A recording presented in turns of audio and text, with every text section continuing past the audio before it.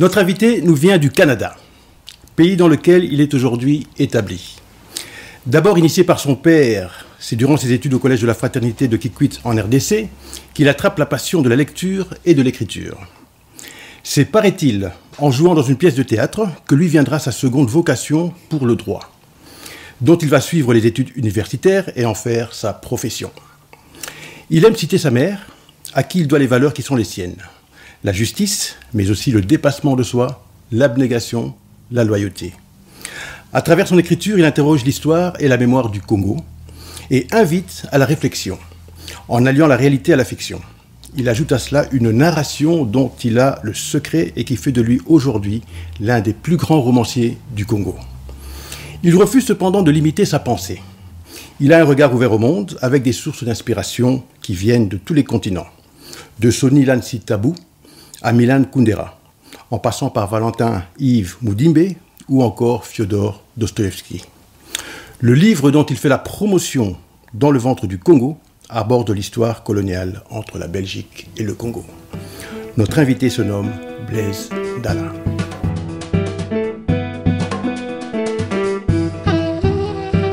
Mikanda, une émission littéraire, un partenariat entre l'association Bokutani et Radio Beauté.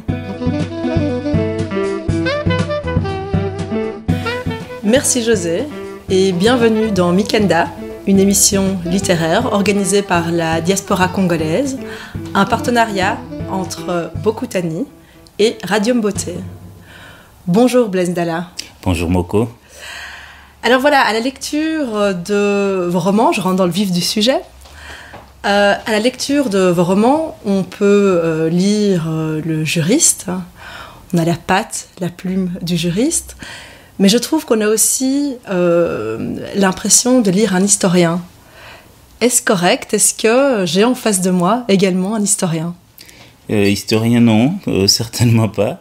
J'ai pas fait d'études d'histoire. Je n'ai pas la prétention de me mettre sous cette casquette. J'ai trop de respect pour les historiens et Dieu sait si les Congos en a de très bons, que le reste de l'Afrique doit nous convoiter, nous envier.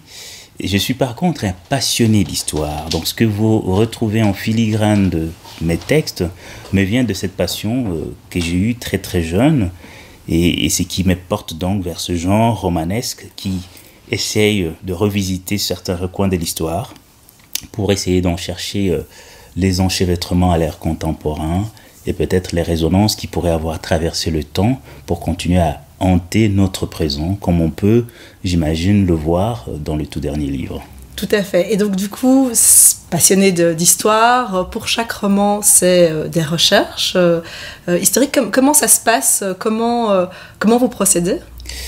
Alors, le chose se passe de manière différente d'un roman à l'autre parce que je n'ai pas vraiment toujours un agenda très structuré, une manière d'opérer que j'enseignerais par exemple à des écrivains en herbe.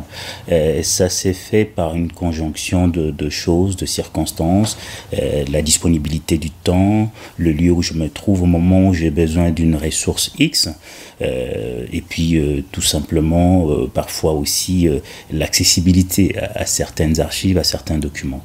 Je vais prendre l'exemple le plus récent pour dans le ventre du Congo. La phase de la recherche a été cette fois-ci un peu plus soutenue dans ce sens que le projet comme tel pour faire naître, pour accoucher de ces textes m'est venu presque au moment où j'arrivais en Belgique. On parle de l'année 2004, début 2004. Moi, j'arrivais en septembre 2003, 2004. Je me rendais à Tervuren, juste à côté ici, pour une visite qui avait tout à la base d'être anodine. Et puis bon, là, on va peut-être y revenir, mais je vais tomber sur des éléments d'histoire patents qui étaient sous mon nez, à savoir le 7 tombes des Congolais qui sont encore inhumées et qui avaient été exposées lors d'Expo de 1897 et dont je vais essayer de connaître l'histoire, comment ils étaient arrivés là, qu'est-ce qui s'était passé à cette époque, d'autant plus que de toutes mes études au Congo, y compris quand j'ai fait mon droit à l'UNIKIN, jamais je n'avais entendu parler de ces expositions et encore moins de la présence potentielle d'indigènes congolais, comme on les disait à l'époque. Et donc, va s'amorcer une phase de recherche qui va me ramener à l'époque contemporaine, en 1958, avec Expo 58. Et à partir de là, vraiment, je vais mettre à peu près, on va dire, à peu près 12 ans dans ce zoo-là, à consulter des archives, à lire tout ce qui avait été écrit sur les zoos humains, sur les villages coloniaux, les expositions coloniales, en Grande-Bretagne, en France, en Belgique et ailleurs. Et c'est vraiment au bout d'une dizaine d'années, finalement, qu'ayant accumulé un certain nombre d'informations, dressé un certain nombre de fiches. Dans l'entretemps, j'ai eu le temps d'écrire 2 romans, bien entendu, que je suis arrivé à un moment où j'avais une masse critique historique suffisamment importante pour tenter maintenant de m'en détacher et revêtir la casquette du romancier pour en faire ce que j'avais envie d'en faire. Donc ça a été très long sur la durée. Et vous avez consulté aussi des historiens. Est-ce que peut-être même dans la relecture, est-ce qu'il y a eu des historiens qui sont intervenus pour justement corroborer, il y a des archives qui ont été consultées, mais peut-être pour corroborer tout ce qui a été écrit? Ça aurait pu se faire, parce qu'effectivement, pour ce genre de roman, pour ce genre de récit, quand on a le souci jusqu'à un certain point de l'exactitude historique, parce qu'il ne s'agit pas d'un essai sur l'histoire, il ne s'agit pas d'une monographie. Non, sur mais la période c'est coloniale. vraiment en toile de fond, et je pense que, et ça je pense qu'on va aussi en parler, je voulais savoir à qui s'adressaient vos romans, les messages que vous voulez faire passer, mais vous parliez du fait que vous n'aviez jamais entendu parler lors de vos études à Kinshasa ou au Congo de manière générale de toute cette histoire. Donc je pense que par votre biais, moi personnellement par exemple en tant que lectrice, j'apprends énormément sur l'histoire. Je pense qu'il y a beaucoup de personnes qui apprennent énormément sur l'histoire et donc du coup sont enclins aussi à faire eux-mêmes leurs recherches pour s'assurer de la véracité de certaines choses. On s'étonne.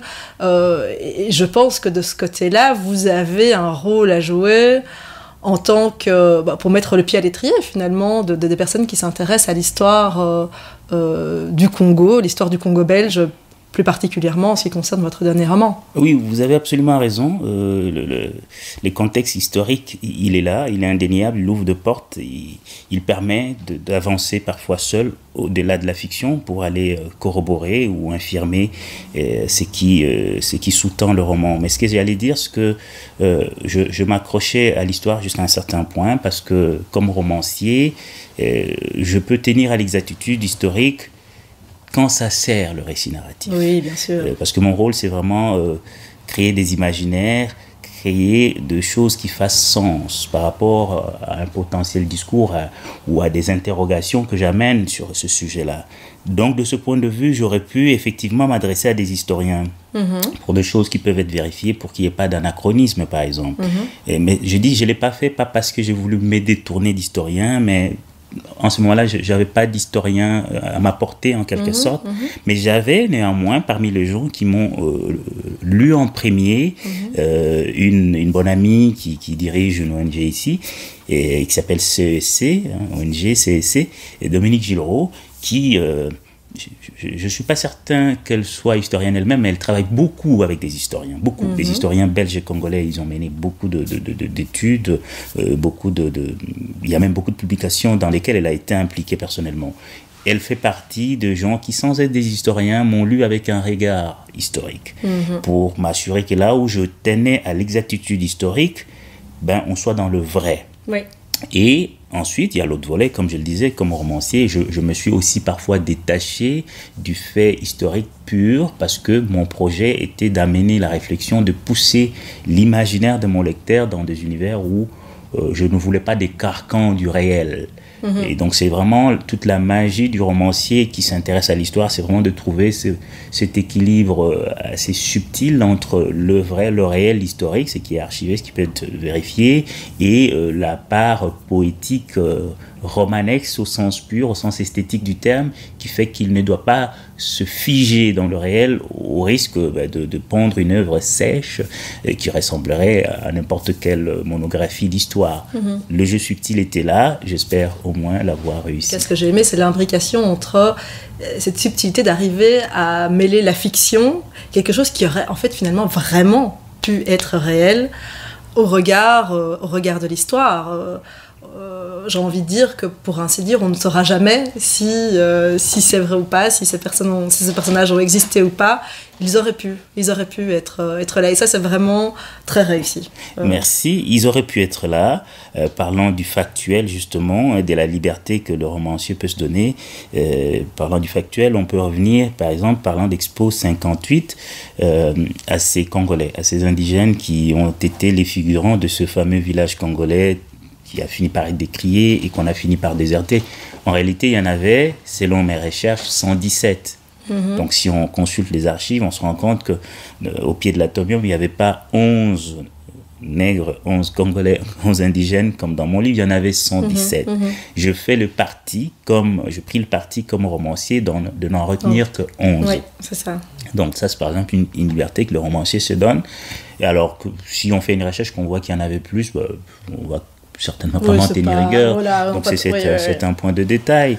D'où aussi le fait que probablement vous devez tenir au fait de dire que vous n'êtes pas historien, que vous avez justement, sur base de faits historiques, oui, mais avec des libertés. Avec des libertés que je me donne. Donc moi, j'essaie de construire quelque chose qui fasse sens et qui convoque ce passé douloureux, déchirant. Et par rapport à ce passé douloureux, tout à l'heure je parlais du lectorat. Comment est-ce que, par exemple, la diaspora, je ne sais pas si vous avez les premiers échos, comment la diaspora a reçu votre livre, comment le Congo a reçu votre livre, vous le disiez vous-même, on est très peu au courant de ces choses-là, je ne savais pas. Donc, est-ce que c'est des surprises? Est-ce que les gens ont tendance à ne pas croire, à faire des recherches?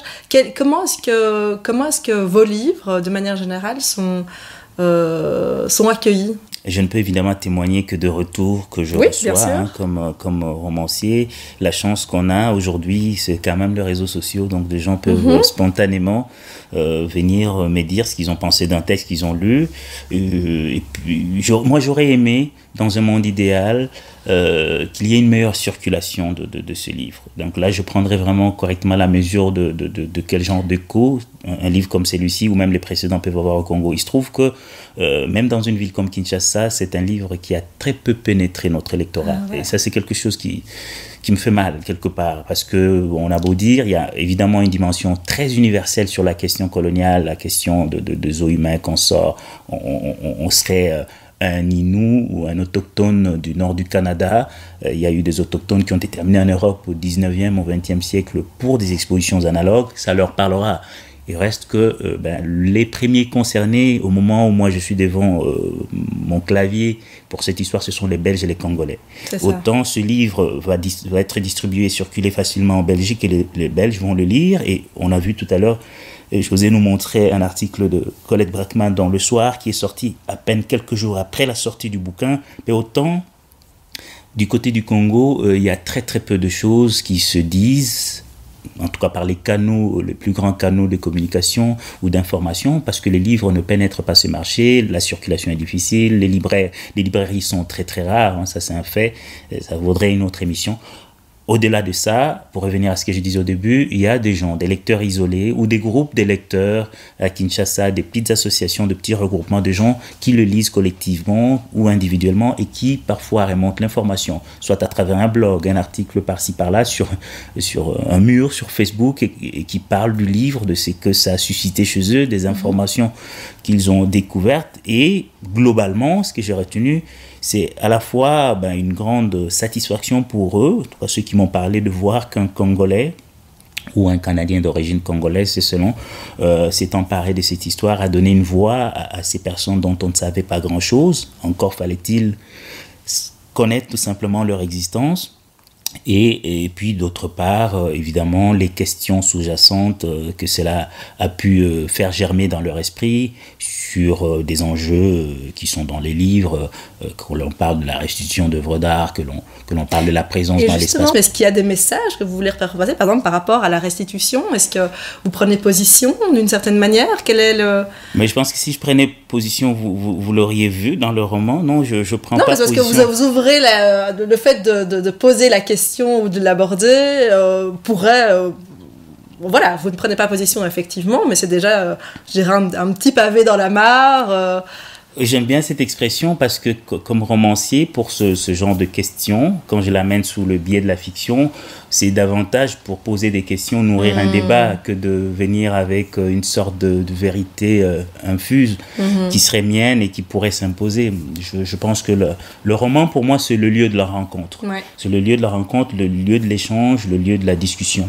Donc quand j'amène ces questions, sous la forme que j'amène, en permettant aux gens de rentrer dans la tête, dans le vécu, dans le ressenti de mes personnages, que ce soit le roi Debakuba, la princesse Tchala, le personnage, je sais pas moi, de René Comer, le Belge, ou autre, ben je veux donner place à ce que toutes les résonances de ce voix puissent trouver écho dans la société et que de tout ce choc-là puisse se dégager ce qui pourrait être la vérité de notre temps et les exigences vers lesquelles nous devrions tendre pour trouver des solutions aux problèmes qui se posent devant nous.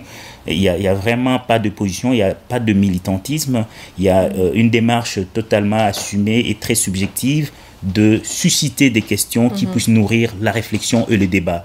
Après, les gens peuvent s'en emparer pour prendre position, utiliser un point de vue plutôt qu'un autre, parce que là, en l'occurrence, dans ce roman, comme vous l'avez vu, chaque point de vue est défendu souvent de manière âpre par chacun des protagonistes. Tout à fait. On a tous les points voilà. de vue. Donc c'est vraiment au lecteur de s'en emparer et puis de trouver au fond d'eux-mêmes ce qui leur parle le plus et peut-être des arguments qui leur parlent davantage et d'avancer dans une réflexion et dans une discussion commune. Vous êtes né au Congo, vous avez étudié au Congo, vous avez fait une spécialisation ici en Belgique. Pourquoi le départ vers le Canada il y a une raison particulière Une combinaison de circonstances, de raisons, sans doute. J'étais au bout de mes études de droit ici en Belgique, à Louvain-la-Neuve. Je suis resté 4 ans en Belgique en tout. C'était une période assez confuse au Congo. On sortait d'élections chaotiques qui s'étaient soldées par, pour ceux qui s'en souviendront, ces batailles rangées dans les rues de Kinshasa, au centre-ville, entre les troupes de Jean-Pierre Bemba à l'époque et l'armée de Joseph Kabila. C'était plein d'incertitudes. Et en Belgique, vous aviez beau avoir un diplôme de 3e cycle en droit, c'est pas nécessairement ce qui était recherché sur le marché de l'emploi. Donc c'était assez compliqué aussi. Et je tiraillais entre l'appel du pied du pays, hein, de la mère patrie comme on dit, et les contingences d'une Europe qui soudain laissait place à des discours quand même de droite et d'extrême droite hostiles à l'immigration, à l'accueil des migrants, à la présence des étrangers, des Africains, tout ça. Donc je t'ai pris un peu dans cet étau, ne sachant pas trop ce que j'allais faire des années qui venaient.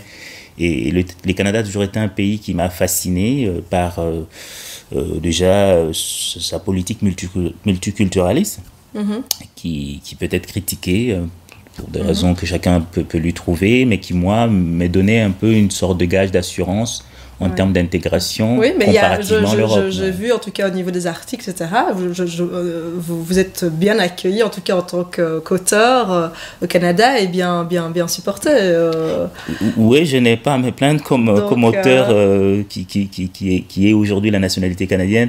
Je serais très ingrat de ne pas reconnaître que ma création a beaucoup bénéficié des politiques culturelles canadiennes.